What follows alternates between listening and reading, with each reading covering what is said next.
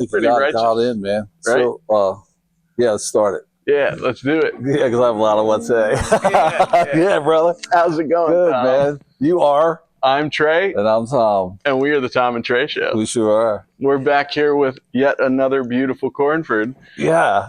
because they're awesome. They are awesome. So, I've seen this one in your monstrous stack of amplifiers, but this is the first I've heard it. And already, while we were setting up, it sounds, golly, man, it sounds killer. It sounds killer. So it sounds even better than I remember it sounded. It's tricky because like every time we do this now, I'm like, there's shit, another I gotta play it more. right, yeah. You got to keep them in rotation. That's a tough thing to do, man. And to be honest with you, you should keep them in rotation. And the reason being is they do have capacitors in them. There's electrolytic capacitors. Yeah. And if an amp sits, like to me, if it sits beyond a year without firing it up, I'll actually use the Variac to bring it up. That's good to know. Over a period of time. So take about a half hour or so. Get a Variac, they're cheap. You get them like $60 on eBay. Oh, I should do that. And bring it up like 20 volts at a time over a period of time of about a half hour or so. Good to know. And because sometimes if an amp sits a long time and all of a sudden it has a sudden inrush of power, it'll blow those capacitors. And you'll know it because it's going to sound like fried bacon. Wow. Yeah, so it's a good practice. It's just prevention, right? Yeah, exactly. I'll start doing anything that helps because parts cost money. Amen. So anyhow, so tell us about this. Yeah, it's pretty cool. So it is really cool. It's the Cornford Carrera, and it is a really unique amp because it's only like 5 to 8 watts, right? Very low wattage. Yeah, if that, it's quiet. It's quiet, right? And so we basically have a master control, a treble middle bass, a reverb, spring reverb in it, and then a gain control. And now, Anderton's talked about these amps a lot. When they first came out, this was like one of their top sellers because it was a great practice amp, Well, you know what? You think of the environment that really 90% of us play in is within their, your residence or somewhere. It's at home, right? Yeah. What a perfect thing because it has that already big cranky sound. It does. At a very low volume. That's what I think is always a shock to me, and you said it once, I think the best way it could be said, Martin goes about it a different way, but he makes the amp that we want to hear. Oh, yeah, he achieves the sounds that we want. Absolutely. That's it, right? And even at those lower gain volumes, even though it sounds great right where it's at right now, all the clean sounds sound really good too. And so you got to put the gain really low and put the master way up to get them. Yeah. But, it's only 5 to 8 watts. So you're expecting to do that. And especially if you're in a closed environment, especially in a house or something, that's still going to be decently loud for you. Well, the good part is, you know what? It has the volume you can let the amp breathe at. Yep. That's the cool part. And so then you match that to a speaker. So I've always said there's basically, I'm going to do my best to recall this, but I've said there's 4 styles of distortion that we actually get to hear. Very few get to hear. There's 2 of them. So your first one, really the first thing that seems to distort in the amp that's a class AB circuit is actually the phase inverter. And I can show you this on a oscilloscope. You'll actually see a clipping action of the signal. The phase inverter, that's what I've told people, the phase inverter is your most important tube in a class AB amp because it carries a pretty big load. With that being said, then you have your preamp distortion. So when you hit your gain up, that you're going to drive the preamp harder. Yeah. The final in the amp, so to say, is going to be the power amp distortion. And it takes you got to spool them hard to get that. That's why I say on Marshalls, you got to get them cranking to 7. It's deafening. But now you're going to get into that zone. Yeah. So, but what's funny is I know that everybody always says they're deafening. And, maybe I just like loud stuff. That could be. But I don't find them, because it's so good, the quality of what I'm hearing, they don't feel painful to me. Like, oh, it's not painful, but think of the environment that you're playing in. Yes. To where, if someone has this in their living room or in their bedroom, and you spool a Marshall up on 7, your neighbors are calling the cops. Yeah, amen, amen. Yeah. Like this, even in this room, right? Like, people 7 would be loud. Yeah. If there was someone in the audience here and you had that Jubilee on 7, there would be some uncomfortable people. In There would be facility. some uncomfortable We'd people. be enjoying it because you're not getting the full frontal impact of those 412 speakers. Yeah. But someone out there Someone would be. else, yeah. So your final level of distortion is, I'm lumping this all into one definition, but really a speaker breakup. Interesting. So speakers do have a sound. That's why I really like greenbacks, because they do break up early. You don't have to spool them super hard to get that breakup. But all three of those, when you played that blues breaker, you were getting all four of those. And that's what's so magical to me, is definition. that you know, when you're getting a little piece you have of all. to play that amp on 10 to get that. Yeah. But when you get it, it's there, right? Oh, it's a magical thing. That's a special kind of drive too. That's a special, you know, there's a thud to that, right? There's a percussiveness to it, but it's also, you know, I don't think they get enough credit for this. One of the greatest clean sounds I've ever heard in my life. Everybody talks about the rock stuff. Right. But I mean, that amp had one of the greatest sounding. Oh, yeah. Early Marshalls are fantastic. Man, when they got to the JCM series, they were getting really bright. There was a big change in the power transformer, the voltage supplied. But they're early, that's why I'm really a plexi guy. It's just the early ones. High voltage is, to me, high play voltage makes a crisp amp. And their component choice as well made an amp that wasn't overly trebly. Yeah. So the JCM 800s and stuff, like the 2203s and 4s, to me, they're pretty trebly. Now, in a band setting, that works. It cuts. Yeah, it cuts, right? But which is why the 80s guys liked it, probably. Yeah. I'm glad the 80s. I like the 80s. I'm glad to live through it. I'm glad it stayed there, It stayed there, so I keep reverting back into music, but interesting stuff. So I'm going to sidetrack already. Yeah. The Led Zeppelin song, The Rain Song. I just recently heard this. Yeah. That song was written in a response to George Harrison of the Beatles. Really? He was talking to John Bonham. He says, you know the trouble with you guys? You don't balance your records out. You don't balance them out with like a ballad. Wow. Yeah. So that's some tough stuff to say to those guys, right? Well, you know, the Beatles. The Beatles are on that level. They are. I mean, those guys were great. So if anybody's going to say something, it's them, right? Yeah, and they were all friends. I didn't say that in like a disparaging way. But either way. So he told Bonham that, and I guess the word got back to Jimmy. Yeah. So Jimmy thought, oh, yeah. And in his kind, gentle way, there are chord references in the beginning of that are very similar, if not the same, as the chord structure that George Harrison used in the song Something. Oh, I can't wait to learn this. That's so just cool. when That's you hear the opening song. chord. Yeah. You hear the opening chord to the Rain Song, and then listening to Something. So good for them. It's just cool. There's backstories to every piece of music. I love that, though. I do too. Every time I hear some of these stories, I think, man, you know, these things you wouldn't know. The one that I really like, one of my favorite stories, is when Aerosmith is recording Sweet Emotion. Yeah. And there's that sound. Yeah. They didn't have that instrument in there. Steven Tyler used to sugar pack it in the microphone. So cool, though, right? It's like, you got to do what you got to do. Yeah, but just to even have that thought, what can I use? We don't have the shaker or whatever that thing is. And they use the sugar. You have a sugar packet. That's so cool, man. There's great stories everywhere, and the more I hear, the more I like. I just love hearing some story. I love it too. I love watching those documentaries and stuff, because there's just so many cool things. There is, man. And I think that's one of my reasons why I have a love affair with the older eras, right? Is it because we didn't have all this technology, so we had to go hunt for it. Oh yeah, we had to hunt for it. We couldn't go on like, how do you get Stevie Ray Vaughan's tone? Please buy this, and this. That's it. It'll be here in 2 days. Yeah. Okay, now I sound like Stevie Ray Vaughan, but you don't really. No, but you know, right. But here. But there's the plan, right? Where it's like, and that's cool in a way, but man, half the fun was, you know, what's that box do? Yeah. I don't know. Let's plug it in and see what the hell it does.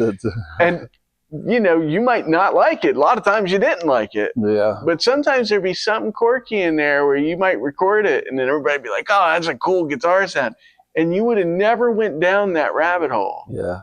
It's interesting because I've always said, and I do believe this, there is no bad guitar sound. Even the guitar sound you think is horrible, in the right context, it's the one. It's the one. Because you think about some of the oddities that you hear in music, and if it wasn't for that certain oddity of guitar sound, the song would be missing something. Right. So it's Joe Walsh, interesting. I mean, there's Yeah, but look just how they come across these things. Yeah. So, back in the 60s, guys were taking razor blades and slicing their speaker. That's wild to me, isn't just it? to have that they didn't know how to get fuzz. Just trying, I was sure somebody heard it and didn't realize, there's something to this. Yeah. They just, either way, it's interesting. So the mothers, the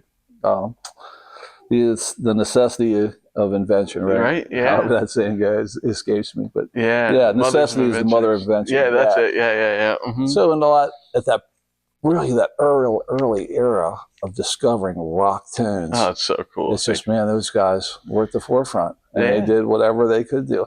Joe Perry has another. I'm a big Aerosmith fan, clearly, right? Yeah. So there was one thing, and Joe Perry's talking about when they first got together. He's like, tuning went up time for that. Let's see how loud we can get it. Yeah, exactly. So, that sounds so rock and roll, right? Yeah, right. Well, I still use the quote, it's good enough for rock and roll. It's like when I'm tuning. Yeah, right. It's good enough for rock and roll. So think about like Van Halen. They all, not well, so Eddie tuned, and then Michael tuned off of Eddie. It makes sense. So you're not gonna find, a perfect strobe tuned instrument on there. And he always tuned his B supposedly a little flat, so it didn't have that warble between the B and the G. It totally makes sense because they're actually they're off by like 12 points or something. Yeah, a few cents, right? Yeah, so, and when you the pain in the butt, and I've messed with this. There's actually instruments that I'm gonna get one eventually here, but they have one called the tempered tuning frets. Okay. And so you have to have them do it to your guitar. Oh, okay. What they do is they take the frets out, fill in all your neck. Okay. And then all the frets are bent to correct for that tuning. Really? So they look jiggity jaggedy at every spot where it's wrong. And what's wild is then it's in perfect tune. So when you play a G, it's in tune, and then when you play a D, it's in tune. Wow. Because a D in tune sounds amazing. It does. But you can't get it that way. Right. Normally. You know what I mean? Yeah, or you're going to sacrifice something else. You have the perfect D chord, but everything else will be slightly out. Yeah. Now, this has something to try to correct it, the buzz fight and tuning system. Yeah. And that does help some. Yeah, I remember when that came out. It's cool stuff. And you've seen the guitars with the fan frets and all that. Yeah, exactly. Well, this thing I'm talking about actually has fan frets and the tempered tuning. Really? Yeah, I'll show it to you. It's a headless guitar by Strandberg. Okay. But, it's going to be interesting. So, not that everybody can see the amp, so maybe it's just I'll take a snapshot so they can see it. And I just put that, just clip it in the video. Because it has 4 inputs. Yep. And we have 6 knobs, so right away, it's to the flavor that I like. That you like, right? And then it has 3 switches. So can you tell us what all this stuff is? Yeah, so we got, the reason why we have 4 inputs is we have a high input and a low input. And then we also have an effects loop right here, which is really convenient, especially here at home. You put a delay pedal or a reverb or a multi-effects thing for that. And then the output section, you can go between 8-pin and 9-pin. So there's 2 tubes in the back, and one stays, the 9-pin is always the L84. So that one stays in the L84. But on the other side, like you said, I think it's cathode bias, so it's hot swappable. So you can put a 6L6 in it, you can put an EL34, you can put a 6V6 in it. Any of those models of tubes are hot swappable. Okay. On that side of the 8-pin. So exactly. For those who don't know, I'm sure most do if they're watching this, but so 9-pin is typically the same. It is the same tube socket as your preamp tubes. Yep, exactly. The 9-pin. So the EL84 shares that same pin layout. So where the 8-pin is your standard bigger bottle tube. So your 6V6, your 6L6, EL34, your KT88 series, any of the KT80, anything like that, the larger power tubes, then are the 8-pin. So the cool part is I do see it's switched then. So the interesting part is you can get, right now, what do you have in that? Is it a 6V6? It's actually I think it's a big piece of glass. It's either a 6L6. I think it's a 6L6. Yeah, I put my hand back here and I thought that seems a little large for a 6V6. Yeah. Now it's interesting because there comes a dynamic of It is cathode biased for sure. But the impedance on the output transformer, on cathode biased, they're a little more forgiving. Mm-hmm. But it's interesting that you'll go from big bottle, small bottle, because the impedance on a 6v6 is not remotely close to the impedance of a EL34, anything in that category, and or the 6L6. So Yeah. the EL34 is like the American version. 68.7s that Eddie Van Halen was a big fan of. Yeah. Can be used. There's a bunch of you can swap in and out, but normally 6v6 doesn't fall within that wheelhouse. Interesting. So yeah, it's cool. So how's he doing that, right? Well, That's it's cool. there's a transform mismatch. I mean, Yeah. it's just that, and it's not that it kills the amp, Yeah. but if it was designed for EL34s, I really think the most efficient would be the 6v6. Yeah. You can put the other ones in, but I don't know how big the difference is. Well, what's wild is I think it actually shipped with a 5881. Okay, there you go. Which is wild, right? Yeah, it is wild. Mm-hmm. So that falls in the 6L6 family. Yeah. Mm-hmm. And you see somebody marked it just so they didn't get it confused, right? Yeah. So I didn't know if you did you buy this amp new or used? No, it was used, actually. Okay. Actually, how I got it was a cool story, and shout out to Chad, because Chad had bought it. Okay. And then he was like, it sounded so good when we got it, but it wasn't quite enough power for his band. So, imagine that if they weren't miking then. Yeah, well, they were, but I just think that he was used to a little more. He's playing a Princeton and a Tweed Vibrolux at the time. Yeah. At the same time, probably wanted more stage volume too. He wanted more stage volume. Yeah. And it's just, as you heard, and he likes a clean sound, so it was loud enough when it's like this. Yeah. But when we put it loud enough, it was too much drive, right? So, I mean, that's cooking, right? So sounds great. It does sound great, though. It sounds, and then we got, turn up, try.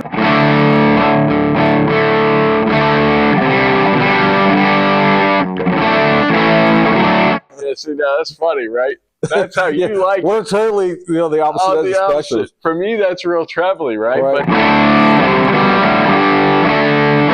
it's clipping everything. Hold on one second. Yeah, that's okay. I'll back it off a little bit. But yeah, so my ear, here, let me see if I take these out a little bit and just see. I'm curious. Do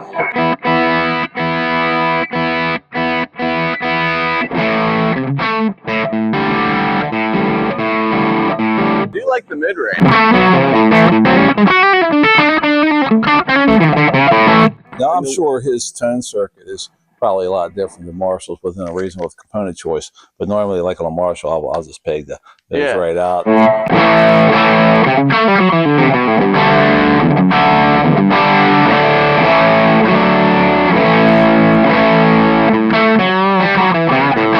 Yeah, I'd live there. Yeah, and then there's the gain too. Right. So that's only halfway, right?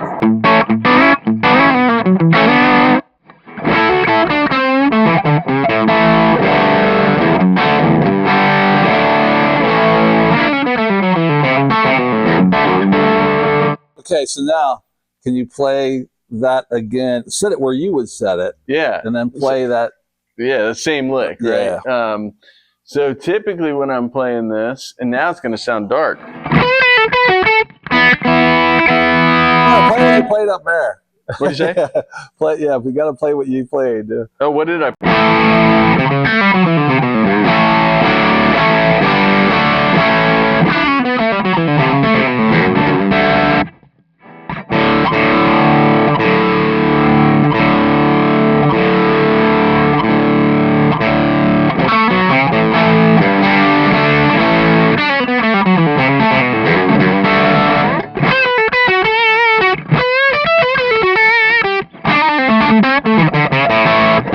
That sounds pretty good right there.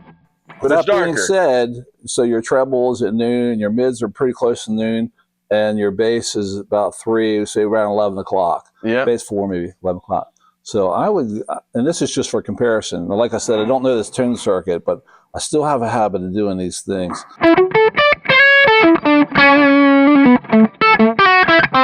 It doesn't bother me when the mid range is up. It like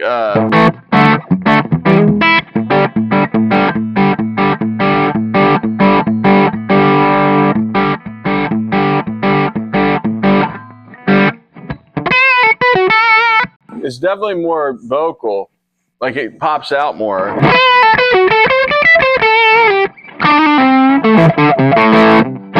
that lick up there. You were playing it good. This or this We one. gotta play the same thing, man. Yeah.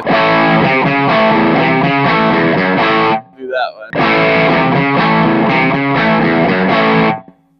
And then And give me a G and D in that too. Do that again.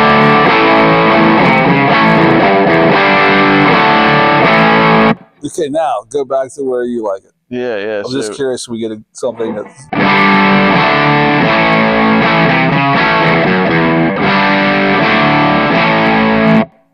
think that's where I had it, right? Yeah, these two were about noon, and this one was about 11 o'clock. But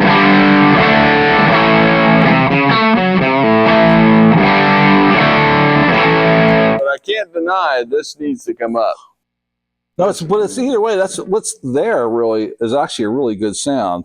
That's why I said his tone stack is definitely different than Marshall's, because you wouldn't get that sound at that position. So what I really like about Martin Kidd's amps is same as with a guitar. When I play like a Les Paul, I'll put the volume between 8 and 10, but I always start the tone out around 5 or 6. Okay. And then I'll set my amp that way. This was my practice years ago, and then if I need a little more or whatever, I could make those adjustments at the guitar. You can do that here, yeah. So, but to do that, there was a way that I always set Marshalls, because I knew that was that amp I was going to play. So every Marshall, even the newer stuff in the 80s, I still set them like that and know I can adjust then on the fly, with the tone.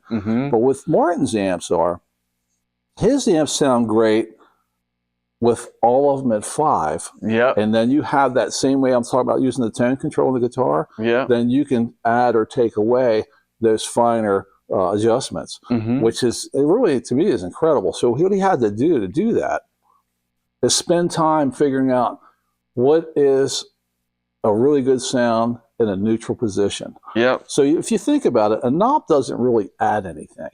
Yeah. Even though you spool it to 10, it's only allowing it in, right? Right. So a knob, when you go the opposite way, it's taking away. Yeah, exactly. You're never adding anything. You're always taking away. Yeah. So when it's all the way up, it's technically where it's supposed to be. Well, right? Right. So it's zeroed out throughout the circuit. Yeah. It'd be like a flat EQ almost when it's all the way up. All the way up. Right. Right. So, and that's why some guys will have, you can easily do it with pretty much any amp, is have a tone stack bypass switch. Yeah. You're going to bypass that, because it is somewhat of a gain tone robber, so to say, when they are in play, because it's something that the signal has to travel through. Yeah, it makes sense. Two Rock has that, where there's a bypass switch for the tone stack. So interesting stuff. So it comes in a lot in the component choice to be able to do that. Some amps you don't want to have all the knobs on 10, right? Yeah. It's not going to be pleasant.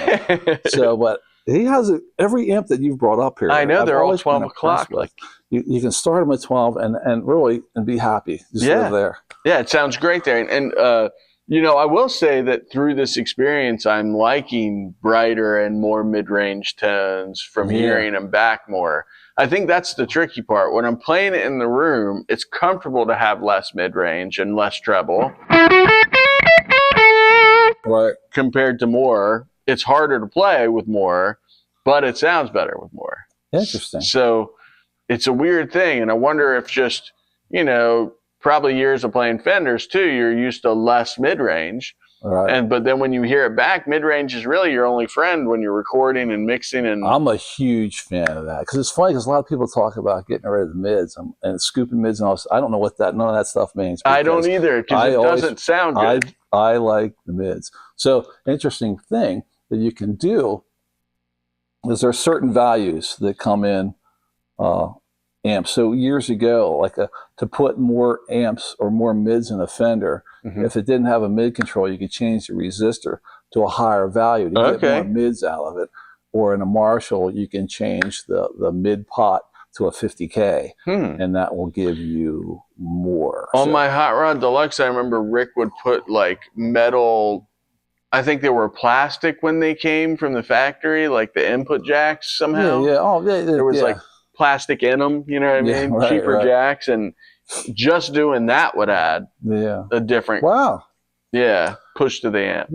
Those Hot Rod Deluxes and stuff, they need work. Yeah, they really do. They're you know what? It is I learned this from and I do believe them, the guys, the pedal show with Mick and Dan. Yeah. So, but that's the world's #1 selling app. It is. And, So and I can't deny, like, I used them for a long time, and for being like an pedal platform, out of the box, right? friendly sounding amp. The dirty channel sucks, but the clean channel is pretty good.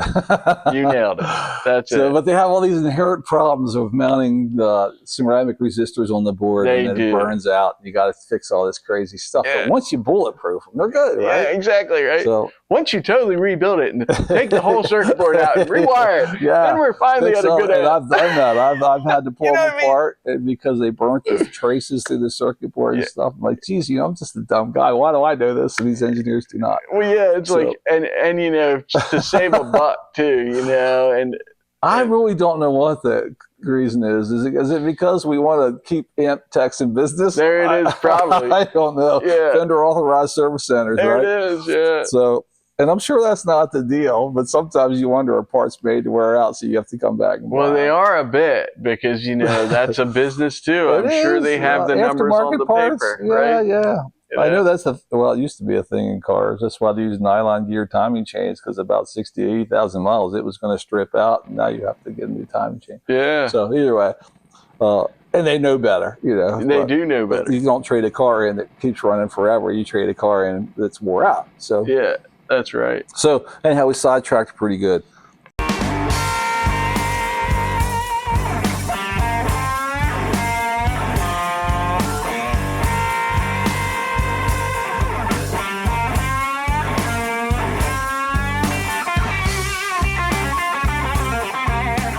So last time we were together, you played this guitar. We made a point about the sustain block. Yeah. So I'm going to reveal the sustain block. Yeah. So currently that has a nickel-plated brass 37 millimeter sustain block on the tremolo.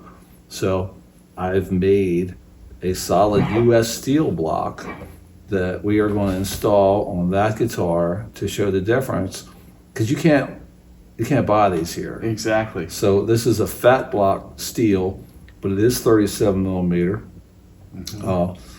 And the whole spacing, everything is based off of the Floyd Rose parts that I have, as well as they're pretty good about putting their specs up. So they're 34 millimeter in between centers of the two outer, 17 there. So basically, I converted back to Imperial standard, and then just made them on a Bridgeport mill. But that's awesome. It's spec, and like I said, you can't get these.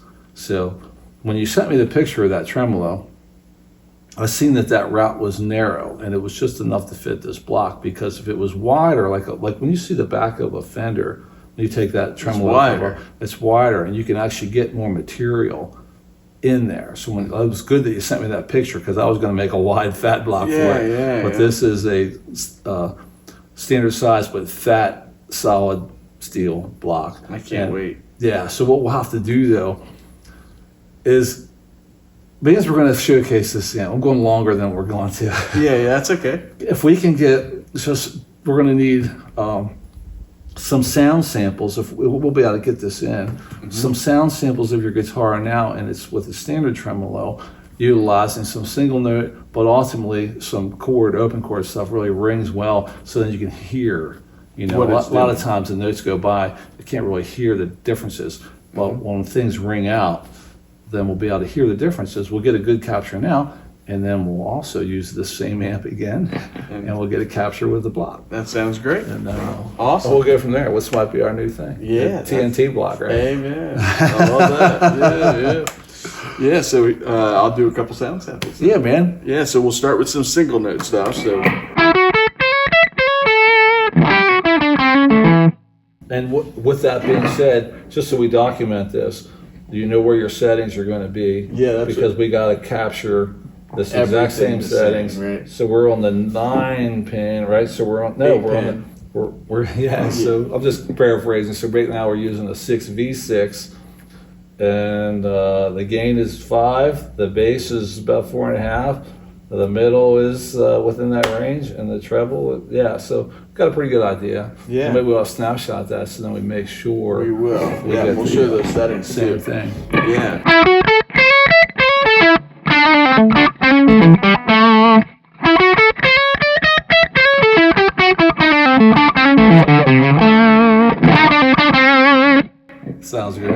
does. And then some chords.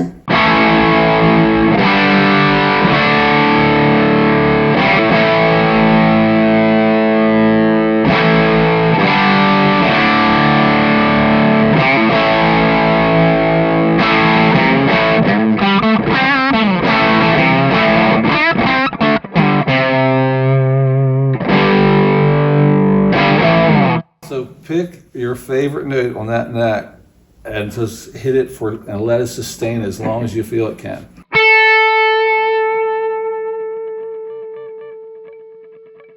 Maybe here. Just the note.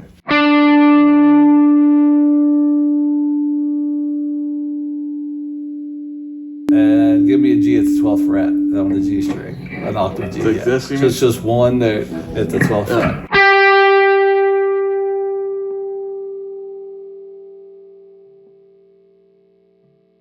And the reason being is I'm curious about the sustain with the steel block. So I do believe it's going to have a tonal change, but I'm curious about the sustain with the mass of this. So I just wanted those single note samples. Amen. And it's going to be cool. So we're going to confirm or bust a myth with this block. Amen. We will. That's what it's about, man. It'd be cool. Yeah, that's fantastic. Great stuff, Tom. Yeah, bro. Awesome. We are the Tom and Trey Show. Yeah, man. I'm Trey. Yeah. And I'm Tom. Yeah. He's my brother. That's awesome. Yeah. Good deal, man. Yeah. It's going to be fun, man. This is going to be exciting.